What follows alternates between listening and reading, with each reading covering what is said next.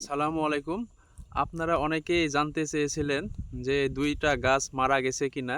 গাছ ২টা কাশেম ফোকে তুলে লাগানো হয়েছিল। গাছ ২টা এখনো বেঁচে আছে এবং সুন্দর আছে। গাছটা মোটামুটি ৭ থেকে ৮ দিন হলো গাছের বয়স। গাছটা কেমন আছে দেখেন, ২টা গাছই। এই যে ২টা গাছই ভালো আছে।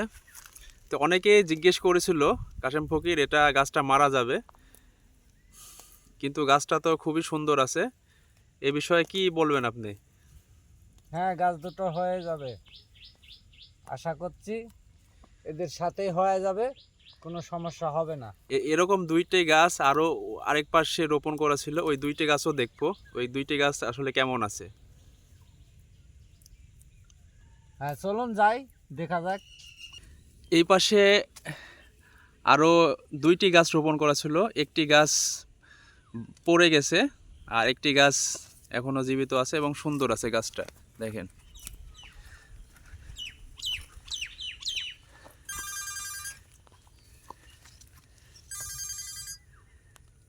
এভাবে পেঁপে চাষ করে আসছে ২০ বছর ধরে কাশেম ফকির।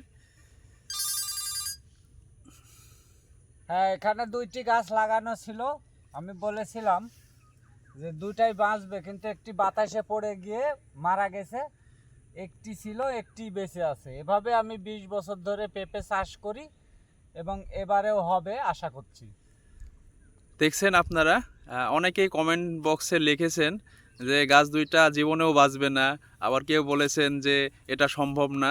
কিন্তু এই যে দেখছেন আপনারা, ২টা ছিল, একটা গাছ বাতাসে পড়ে গেছে আর আরেকটা গাছ এই যে আছে।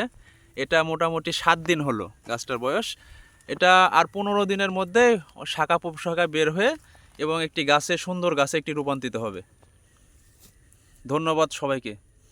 এই যে আমাদের পেঁপে বাগান দেখছেন, এটা ৩.৫ বিঘাতে পেঁপে চাষ করা হয়েছে। শাহি, তাইওয়ান কিং এবং গ্রিন লেডি।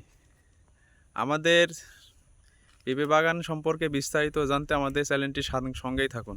ধন্যবাদ সবাইকে।